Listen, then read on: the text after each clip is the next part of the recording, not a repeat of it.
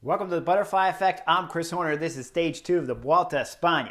175 kilometers, about 110 miles in length, more or less pancake flat. They do have one KOM on today's stage. It's not real difficult, only 3.3%, but about 2 kilometers long, 70 kilometers to go.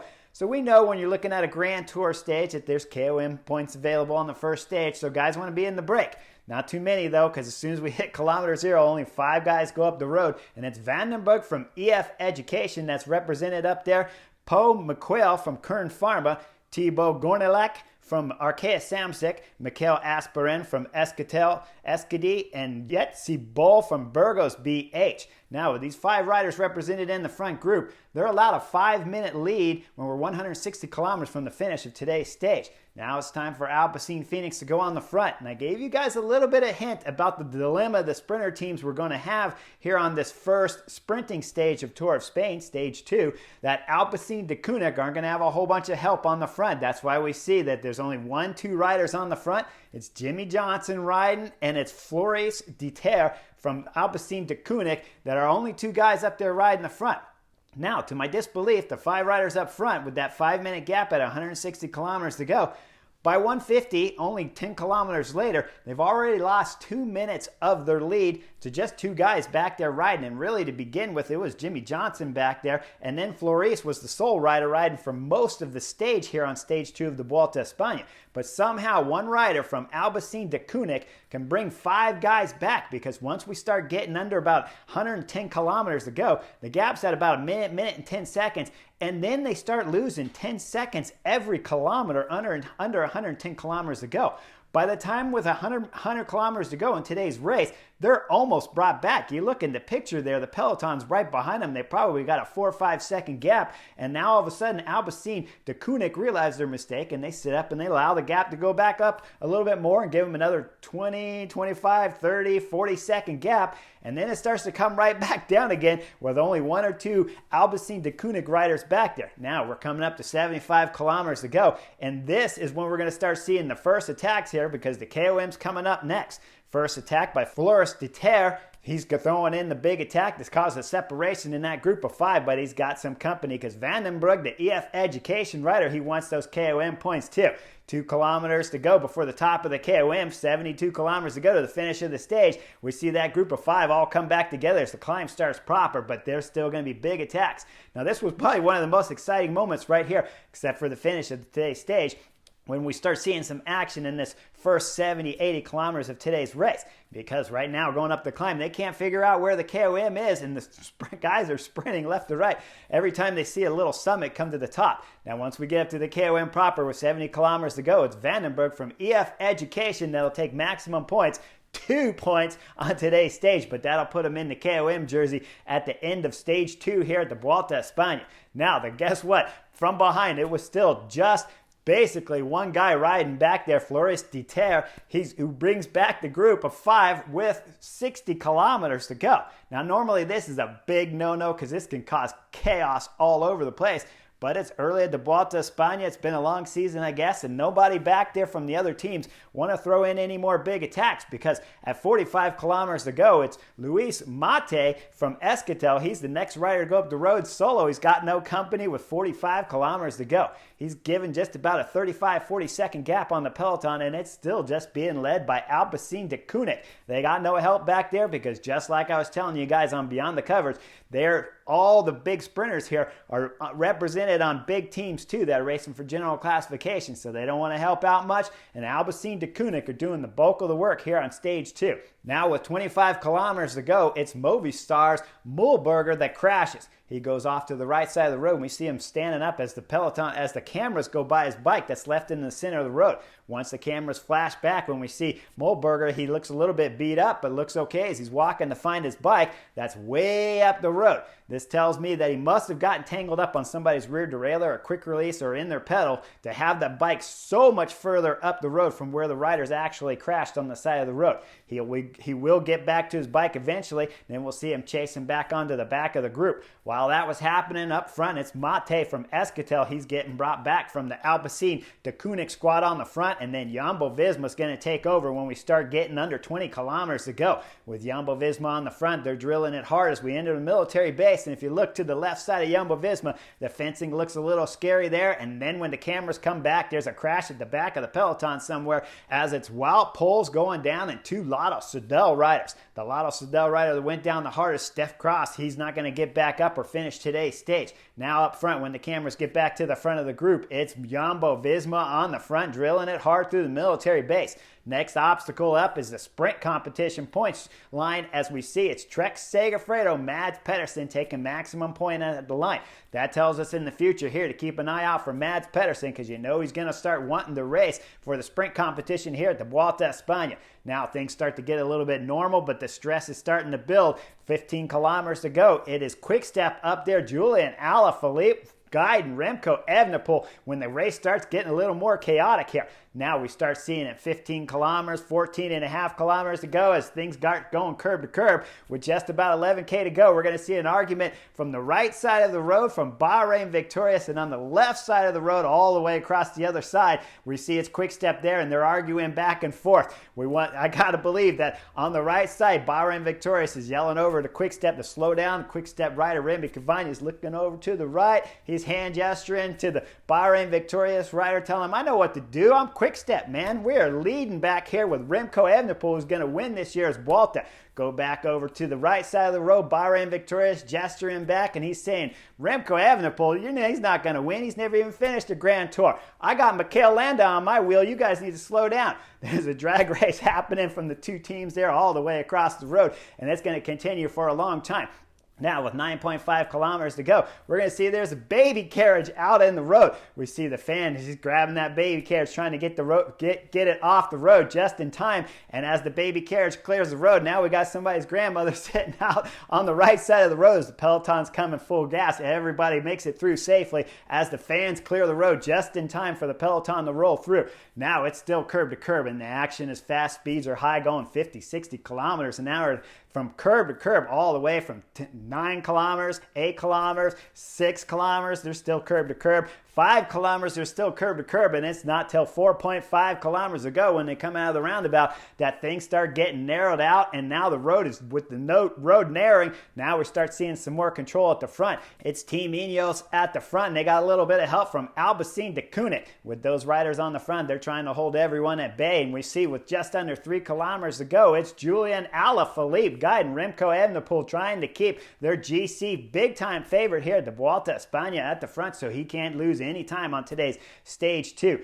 Now with 2 kilometers to go, as the Alpecin de Koenig rider pulls off the front, it's Ineos on the front. They got 3 guys lined up, and it's Dylan Van Barley at the front. I believe it's going to be Ben Turner sitting second and Ethan Hayter third. They're driving down the line all the way to about 1.5 kilometers to go when Dylan Van Barley pulls off the front. Now UAE Team Emirates hops on the front with Marc Soler. Soler is throwing down hard as he can. He's going to take it all the way from 1.5 to 1 kilometers to go. And now it's DSM getting on the front. We see the DSM rider look over his shoulder. He sees his teammates on the front. He starts drilling as hard as he can. He pulls all the way from 1K to about 800 meters to go.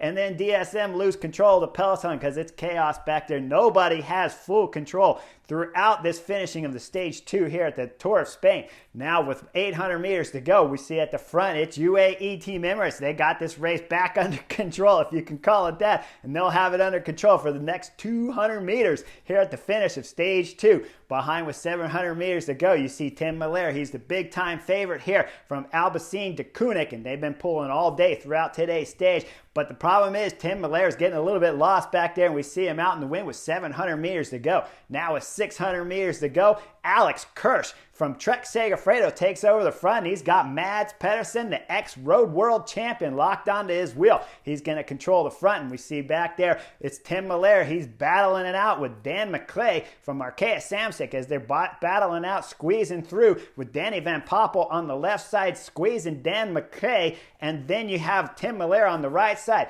Dan pushes out his elbow, finally gets a little bit more space, but the problem is for Tim Miller, the big-time favorite to win here at stage 2, he's back out in the wind. Now we go back up front as we come into the last turn here with about 350 meters to go. It's Trek Segafredo at the front. Alex Kirsch, he's still doing a great job as he comes out of the turn. Now we're going to see Danny Van Poppel, and on his wheel lined up is Sam Bennett. Now when they exit in that road, though, the problem is they're in the apex of that left turn. I'll take you all the way back to the right side of the road there, and it's Tim Miller. He had another little battle again with Dan McClay and got pushed all the way out in the wind. So not only is he taking the long way around this left turn, but he's in the wind. As the road starts to straighten out, they still got one more obstacle because they have a tunnel coming up. Now as the riders go into the tunnel, it's still Trek Segafredo at the front, 1 and 2. But behind now we're starting to see it's Danny Van Poppel when they exited that final left turn coming into this tunnel. Danny Van Poppel's coming up fast on the right side of Trek Segafredo. And guess what? He's got Sam Bennett locked onto his wheel.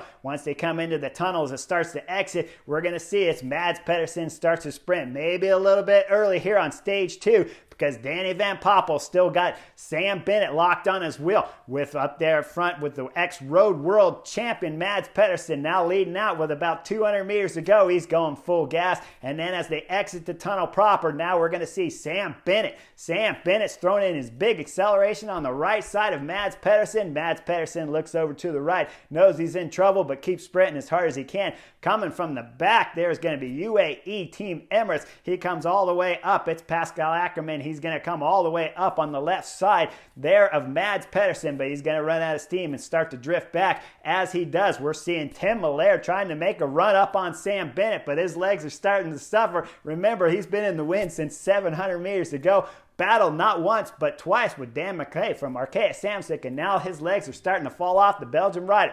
Now as they're coming to the line, Sam Bennett's got this race locked up. Takes a fantastic first road stage here at Vuelta España, stage 2 victory for Sam Bennett. Now this was well and long overdue for Sam Bennett from Bora Hansgrohe.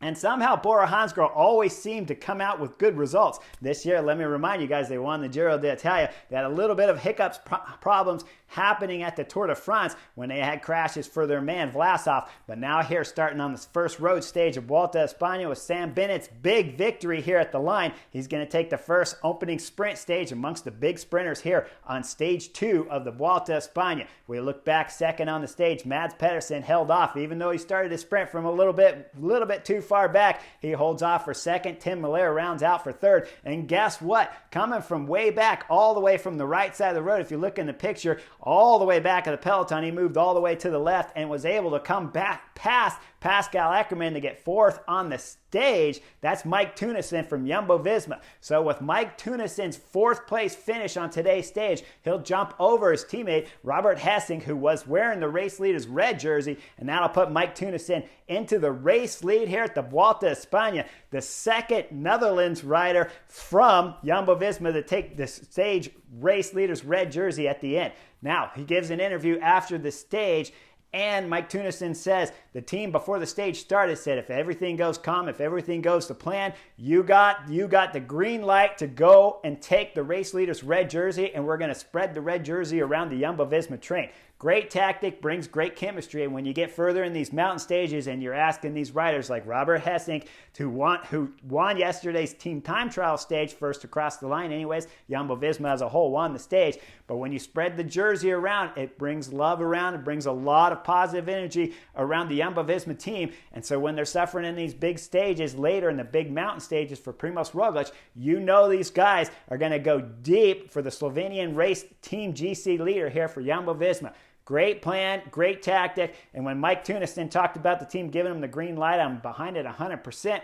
And remember, he's also from the Netherlands, like I told you. So with two riders up here and the team is from the Netherlands, they're getting maximum exposure. When you look at the Vuelta España and you see how the Netherlands riders ride so good up in their country, and then you go all the way back to the Tour de France in July and see Denmark, where Denmark riders did such a great job early there, the Tour, or early in those first stages when the Tour passed through Denmark. Now we're seeing the same MO here as we start the Tour of Spain here on stage 1 and stage 2. Now we got another big stage, another flat stage tomorrow up in the Netherlands, so look forward to a big sprint finish on tomorrow's stage. And you got to believe right now Sam Bennett, with the domination of how he won today's stage, he's going to be motivated to get a back-to-back stage victory here at the Vuelta a España. But Tim Miller, the Belgian rider from Alpecin de Koenig, after his team did that much work, in the interview afterwards, you could tell he was pretty dejected on not being able to win today's stage 2 of the Vuelta a España. And when you break his ride down, I got to believe the whole reason is that really the Alpecin de Koenig team just weren't there lined up at the crucial time. Yes, I know, with Floris and with Jimmy Johnson doing the bulk of the work, a lot of times you might have heard the commentators say, well, maybe they just did too much work and he didn't have enough teammates left at the end of today's stage. But when you start with 8 teammates and 2 guys are workers, Jimmy Johnson and Floris, those riders aren't going to be there at the finish to do any of the lead-out sprint finishes here at the Vuelta a España. That's not their job anyways. So when you got 6 other guys left at the race, you know, and you see Tim Miller by himself and isolated coming into the finish with 700 meters to go out in the wind and then battling with Dan McClay from Arkea Samsic, that means it's not going to give him much of a chance to beat a rider like Sam Bennett and Mads Pedersen, along with all the other great sprinters we got here at the Vuelta a España. So tomorrow's stage 3 is going to be a big objective when you're talking about Alpecin de Koenig trying to win a stage here at the Vuelta a España, because we're in Spain and there's a bunch of mountains here and Tim Miller can't climb at all. So tomorrow's a crucial moment for Alpecin de Koenig's Tim Miller if he wants to get a stage victory here at the Vuelta a España. His team's going to have to do a little bit better job. I know you saw him on the front all day. You're like, Chris, they rode all day. I know, I saw that too. They rode all day. But the most crucial time that you have to be on the front for a sprinter to win the stage, you got to keep them out of trouble with 1.5, 1K, 800 meters, 700 meters, 600 meters. You got to drop them off someplace safe with his teammate at the front of him with about 200, 250 meters to go. And then all of a sudden now you leave your sprinter a shot at winning a big stage like we saw here out of Sam Bennett on stage 2 of the Vuelta a España. Now, that big stage should be exciting in tomorrow's finish, so make sure you like and subscribe, and I'll see you guys on the next edition of The Butterfly Effect.